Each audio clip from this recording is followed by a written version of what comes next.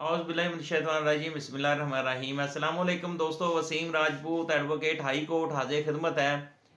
मेरे दोस्तों, आज का जो लेक्चर है वो है ज़बानी निकाह और तलाक।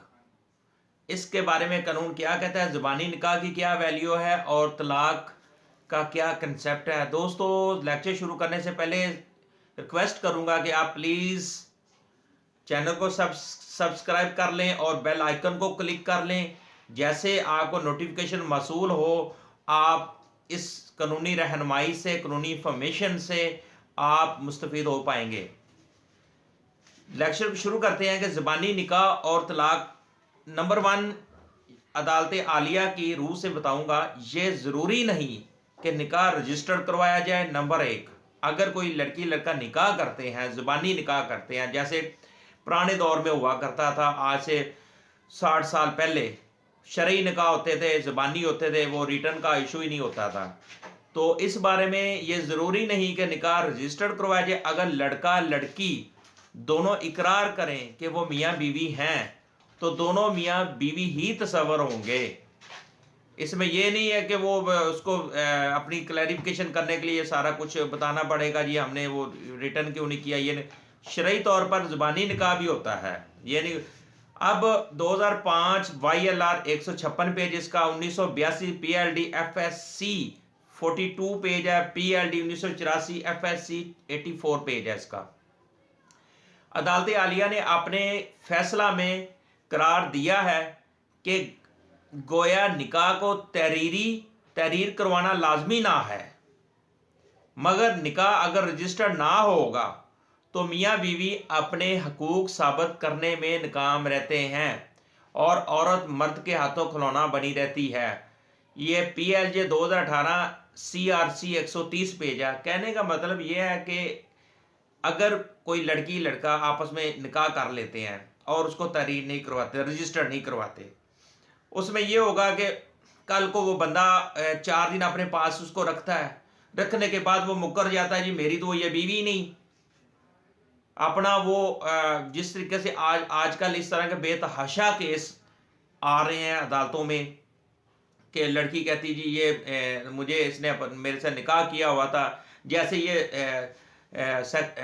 सेक्सुअल हरासमेंट है कि वो बीबियां कहती हैं जी इसने मेरे साथ शादी का झांसा मुझे दिया, रख लिया और मेरे साथ एक ज़ुबानी निकाह किया हुआ था और बाद में अब ये मुकर गया। इस तरह के कई केसेस वगैरह आई जा रहे हैं। तो कहने का मतलब है अगर हम उसको रजिस्टर नहीं करवाते, उसका एक नुकसान भी है। निकाह हो जाएगा ज़ुबानी, ये नहीं कि नहीं होगा, हो जाएगा। रजिस्टर करवाने का फ़ायदा ये होता है कि मियाँ बीवी अपने उनके जो हकूक हैं, यानी कि बीबी अगर कहती जी मैं इसके निकाह में कहा, ताकि उसके ऊपर एक रजिस्टर्ड डॉक्यूमेंट्स होगा और कल को वो बंदा उसको चीट करता है तो वो उसके खिलाफ कानूनी चारा जो कर सकती है। इस तरीके से उसको साबित करने में दुश्वारियां पेश होंगी और फिर क्या होता है, औरत मर्द के हाथों खिलौना बनी रहती है, मर्द उसको ब्लैकमेल करता रहेगा, वो बेचारी होती रहेगी। तो इसका ये भी एक नुकसान है ना रजिस्टर करवाने का भी। ज़ुबानी निकाह कानूनी तौर पर भी शरई तौर पर भी हो जाता है। इसी तरह निकाह की रजिस्ट्रेशन जायज़ निकाह के लिए ज़रूरी उनसर नहीं है। 2014 YLR 239, यानी कि अगर बिल्कुल जैन में जिस तरीके से दोनों फैमिलियां आपस में लड़ी बैठ ये अपने बच्चों के निकाह करवाती हैं, तो शादी ब्याह करते हैं, तो उसमें ये नहीं है कि उसमें ये ज़रूरी नहीं है, लेकिन कानूनी तौर पर अगर हम उसको रजिस्टर्ड करवा लें वो इंतहाई अहम है, उसको रजिस्टर करवाना चाहिए।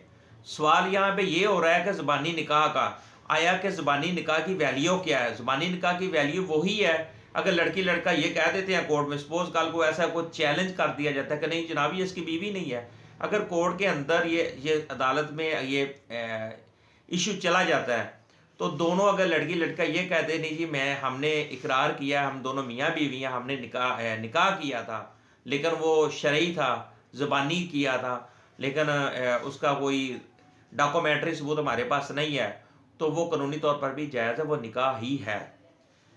अब ज़ुबानी निकाह को वही हमीयत हासिल होती है जिस तरीके से अब ज़ुबानी निकाह को वही अहमियत हासिल होती है जो एक तहरीरी निकाह को हासिल होती है। जो हम डॉक्यूमेंट्री तौर पर उसको लिख देते हैं, मौलाना साहब आते हैं, निकाह ख्वान आता है, वो निकाह पढ़ाता है और उसको तहरीरी सूरत में साइन अंगूठे सारा कुछ होता है। सेम ज़ुबानी निकाह की वही ही अहमियत है, वो निकाह ही होता है। तहरीरी निकाह सिर्फ एक दस्तावेज़ है, एक डॉक्यूमेंट्स है, जिसका मकसद शादी से पहले मियाँ बीवी के हकूक़ फ़राइज़ की तैनाती है कि वो उनके उसमें ये लिखा नानो नफ़का, हक़ महर, गवाहान की तफसील से लेकर तलाक तफवीज़ तक, इन सब अमूर की तफसील निकाहनामा में दर्ज होती है। PLJ 2018 CR केसेस है 130 पेज DB है, उसका ये फैसला है कि यानी कहने का मतलब ये है कि ये एक डॉक्यूमेंट, उसमें सारी एक शराइत भी लिखी दी जाती हैं। आया कि उसमें हक़ महर कितना है, गवाह कितने हैं, नानो नफ़का लिखा जाता है और बीबी को महीने में इतना खर्चा देंगे, और आया कि उसको तलाक का औरत को तलाक का मर्द ने हक दिया है या नहीं, उसमें कॉलम भी, एक कॉलम भी है जिसमें ये इस तरह की लिखी जाती है, और उसमें ये भी कोई ना कोई शराइत लिख दी जाती है। वो एक डॉक्यूमेंट्री एविडेंस होती है, सबूत होता है मियाँ बीवी का, जो निकाहनामा में लिखा जाता है, जो कॉलम दिए हैं उसमें बाकायदा तौर पे लिखा जाता है, मौजल गैर मौजल, फिर आगे शराइत, बीवी को हक दिया गया है या नहीं दिया गया, ये चीज़। अब अगली चीज़ आ जाती है तलाक। तलाक चाहे ज़ुबानी हो चाहे तहरीरी हो, दोनों शरई तौर पर मौसर होगी। अब ये नहीं है कि अब तलाक, निकाह तो हो गया ज़ुबानी, अब तलाक मर्द ज़ुबानी भी दे सकता है, डॉक्यूमेंट्री अगर बंदा कहता है चलो उसको स्टाम्प पे लिख के दे दी जाए तो जाके बीवी को, लेकिन कहने का मतलब है अगर वो गुस्से में दे देता है, अगर वो ये अपनी बीवी को ज़ुबानी उसके मुंह पे उसको तीनों तलाक़ें दे देता है, वो शरई तौर पे उसको तलाक़ें हो गई। ये नहीं कि अब वो उसको वो स्टाम्प पे ही लिख के देगा। 2016 CLC नोट 119 पेज है इसका।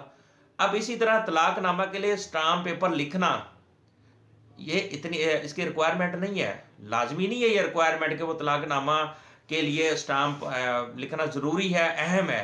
हाँ, वो इसलिए है कि वो यूनियन काउंसिल में उसको जमा करवाया जाता है, फिर उसके वो प्रोसीजर चलता है, 3 महीने की इद्दत होती है, इद्दत के बाद वो एक मौसर सर्टिफिकेट होता है, ताकि जो आजकल दौर में ये जो चल पड़ा है कि जब मर्द औरत को तलाक देता है तो उसके डॉक्यूमेंट्स यूनियन काउंसिल में जाते हैं, वो वहाँ पे 3 महीने के इद्दत पीरियड के बाद मौसर सर्टिफिकेट इशू होता है। उसका फ़ायदा ये होता है कि डिक्लेयर हो जाती है कि औरत को तलाक हो चुकी है और औरत ने मौसर सर्टिफिकेट ले लिया ताकि वो दूसरी जगह पर शादी कर सके। इस तरीके से अगर वो ज़ुबानी तलाक दे देता है तो तलाक तो हो गई, लेकिन वो फिर मुआशरे में बीबी बेचारी दूसरी जगह पे जब शादी करती है तो वो उसमें ये प्रॉब्लम होती है कि फिर वो डाउटफुल मामला हो जाता है कि वो मर्द जो है वो फिर वो ये करेगा कि ये तो मेरी अभी तक बीवी है, मैंने तो इसको तलाक दी ही नहीं, मुकर उसको ब्लैकमेल कर सकता है, तो फिर वो औरत इस तरह खिलौना बन के रह जाती है। तो इसलिए उसको शरई तौर पर तो हो जाती है, लेकिन एक डॉक्यूमेंट्री प्रूफ इस मुआशरे में रहने के लिए एक लॉ बन गया है, हमारे एक कानून बन गया जिसके लिए ये ज़रूरी है कि वो दूसरी शादी करने के लिए सर्टिफिकेट उसका। लेकिन कानूनी तौर पर एक ये भी वेरी इंपॉर्टेंट बात है, 2004 CLC 984 पेज है, उसमें ये बताएगा तलाकनामा के लिए स्टाम्प पेपर पर लिखना या इसके रिक्वायरमेंट जो है वो लाजमी नहीं है, ज़रूरी नहीं है। जिस तरीके से एक लड़की लड़का कह रहे हैं कि हम दोनों मियाँ भी निकाह कर लेते हैं, शरई तौर पर हम मियाँ बीवी हैं, वो डिक्लेयर करते हैं, तो वो मियाँ बीवी ही तस्वर होते कानूनी तौर पर भी, शरई तौर पर भी। लेकिन इसी तरह तलाक भी है, अगर उसने ज़ुबानी तलाक दे दी शरई तौर पर उसको हो गई, ठीक है, वो बाकी वो जो एक ब्लैकमेलिंग वाला चैप्टर वो अलग है। तो वो उस तरह जिस तरीके से लोग आजकल माशरे के अंदर इस तरह के केसेस वगैरह चल रहे हैं, ब्लैकमेलिंग लोग करते हैं, ये चीज़ है। और दूसरी, तो आज का इतना ही टॉपिक था, लेक्चर था। दोस्तों मुझे अपनी दुआओं में याद रखिएगा, जिस तरीके से जैसे मुझे वो कानूनी कोई रहनुमाई, कानूनी इंफॉर्मेशन मिलती है तो मेरी कोशिश होती है मैं फौरी तौर पर अपने दोस्त बहन भाइयों तक जो कानून से जिनको नहीं आगाही हासिल, तो उन तक फौरी तौर पर वो कानून की आगाही पहुंच जाए, क्योंकि आजकल बहुत ज़्यादा मासूम लोग हैं जो इस तरह के प्रॉब्लम्स में, इस तरह के कोई नौसरबाज लोग हैं जो उनको बेवकूफ़ बनाकर उनको लूट लेते हैं, और इस तरह मामलात हैं जो कानून की आगाही इंतहाई ज़रूरी है, इंतहाई अहम है। तो ये एक खिदमत खलक है, इंशाल्लाह मैं करता रहूँगा। अपने भाई को याद रखिएगा दुआओं में। अस्सलाम वालेकुम।